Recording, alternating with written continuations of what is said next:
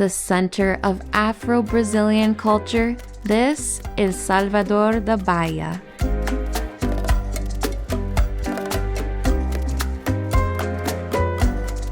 Located on the eastern coast of Brazil, Salvador is a city filled with vibrant culture juxtaposed with a woeful history. What was once a port city known for its slave trade has now become an epicenter for music, dance, and rich cuisine. Join us as we explore some of the best things to do in this colorful city, starting with one of the most iconic spots, Elevador Lacerda.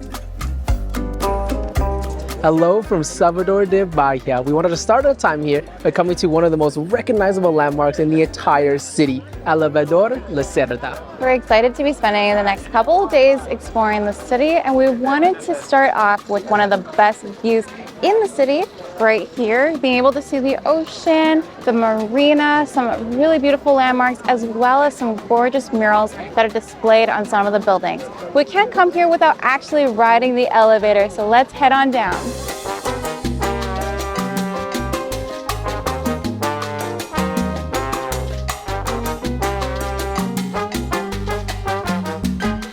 Yeah, the elevator ride was literally just an elevator ride. There was no views, there was nothing, but we have made it down to the bottom. And right here, you actually find a lot of really interesting street markets. Like over here, they're selling a whole bunch of handcrafted things. Right here, they're selling coconut water, starting from only R$1 for coconut water. And I feel like that's something we might actually have to get. We're absolutely thirsty. Lauren is so hot. I'm so hot. Also, look at Jason's little facing. Yeah. Yeah, some little girl just came up to me and just started painting, saying a bunch of Portuguese. I have no idea what they were saying, but I mean, I guess now I'm officially a local, or am I technically just a tourist that they wanted to paint and get some money from? I'm not sure.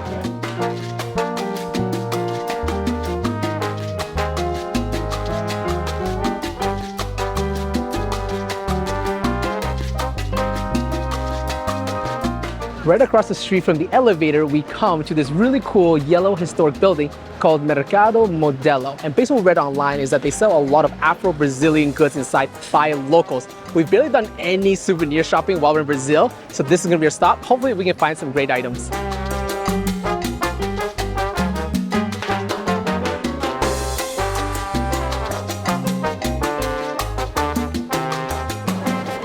For your dad?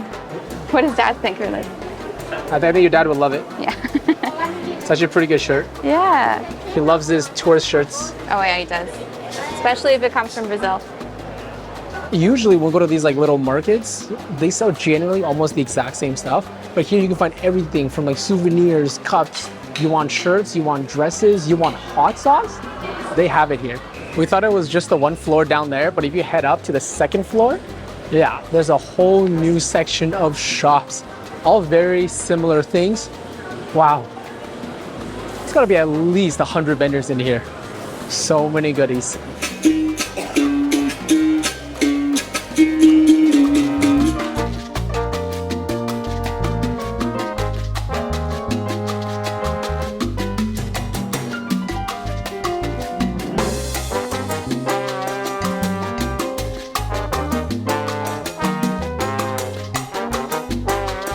Shopping around definitely worked up our appetite, so we decided to stay at the market for lunch, and there are two options.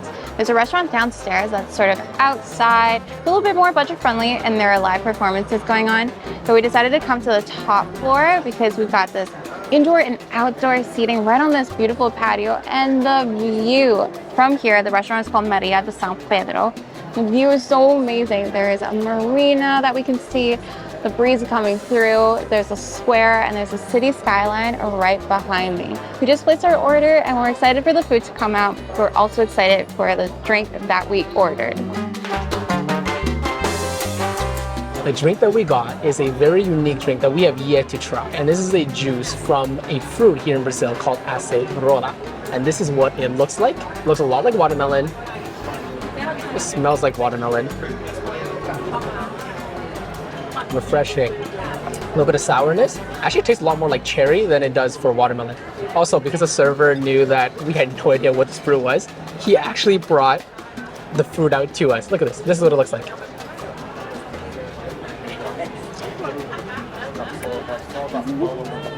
Oh, that's sour.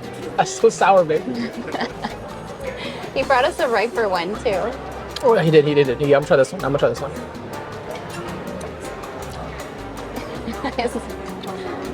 Equally sour. Oh, that like burns my lips a little bit. Okay, 100%. They definitely added some sugar to this juice. Honestly, I don't even care. On this hot day, super refreshing.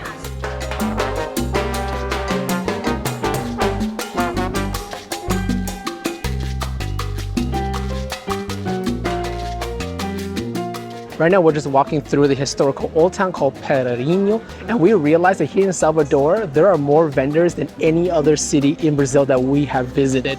And there's a whole entire section of people literally selling just coconuts, coconut water, and some caipirinhas as well. But you can see so many vendors, so many places to shop, clothing, handbags. Yeah, if you're a shopper, just come over here.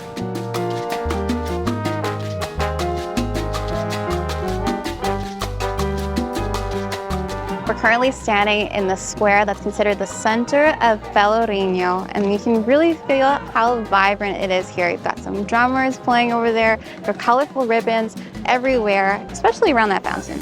We're standing right in front of the beautiful Salvador Cathedral. But in spite of it being so vibrant here, it's really a dark history. Pelourinho means pillory, and if you've ever seen what that is, you know it was a device that was used for physical abuse and public humiliation, especially for slaves. Salvador was actually the first place in the New World where the slave trade started, and right here in this very square is where that slave market happened, where they were bought and sold for a price. But in spite of this dark history, there is so much joy and life in the Salvadorian people. They're actually one of the most cheerful people we've ever met, and you can see that expressed in the music that they play, in the dancing, the capoeira, and even the paintings. And it's just crazy how much color and life is in this city.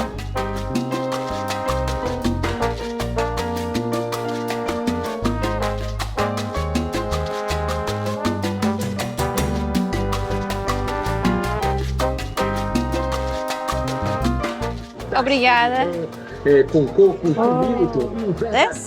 This is lemon juice with coconut milk. It is really refreshing, and it's nice and silly.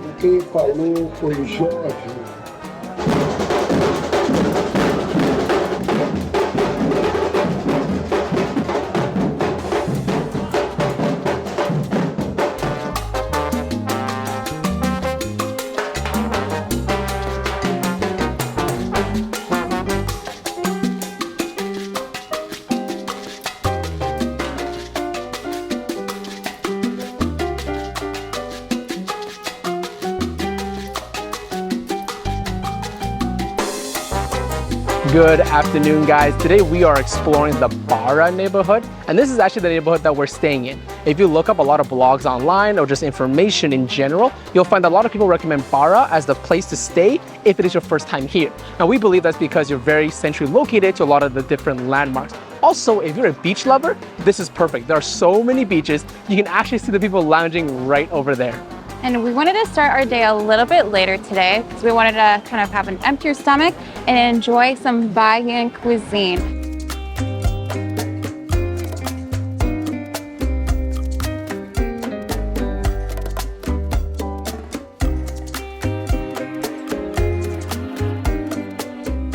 Our food is here, and we got the moqueca, which is usually shared between two people, and it's an Angolan and Brazilian seafood stew. They make it a little bit different here using coconut milk and dende oil, which is palm oil. It gives it that hearty flavor and that orange color. It usually comes with shrimp or fish, but we got ours with soft crab and shrimp. It looks amazing. And there are some accompaniments that come with it. We got some white rice, dende farofa, some beans, a little pot for some extra spice, as well as vatapá. Now, vatapá is the second dish that we wanted to try here. It's made with some bread, shrimp, coconut milk, and ground peanuts, all ground together along with that dende oil. I don't know why. I thought the shrimp would be a little bit harder or overly cooked because it's in a stew. No, that is nice and soft, and it is so flavored. It's just like packed. The saltiness, the coconut flavor really stands out to me. Wow.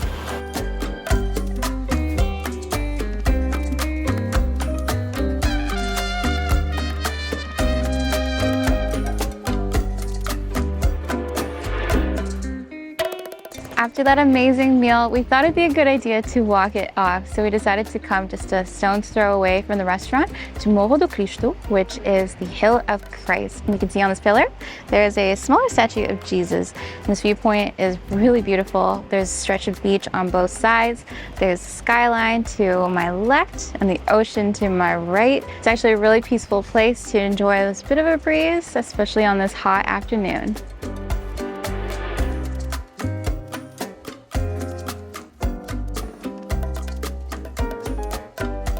Of course, after lunch, we have to go and get a little dessert. So we are here getting acai, because obviously if you're coming to Brazil, you literally have to get acai. So right now we are at Acai do Monstro.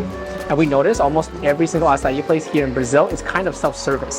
So we'll go for two different flavors here. One of them we saw is a Greek yogurt with red fruit. I'm assuming that means cherry. Tell me that's not a perfect scoop. Oh, that's bomb.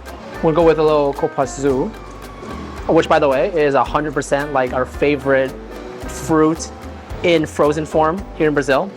Literally like the best tasting thing in the world. Oh yeah. We have this crazy large selection of acai. Absolutely massive. Crazy. I think we're gonna go for a little banana acai. Oh yeah. Oh.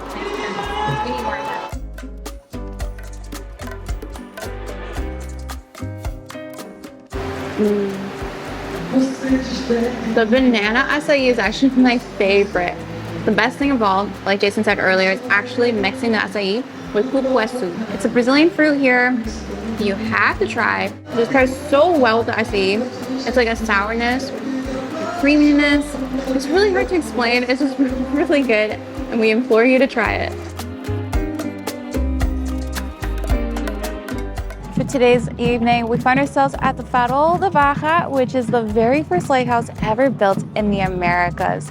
There is a museum inside, which is about 15 reais per person, but I think we're gonna stick around the outside because it is the best sunset spot that you can find in Salvador, in our opinion. It's actually so lively out here. We got some drums playing over there, and there are crowds waiting for the sunset just around the corner.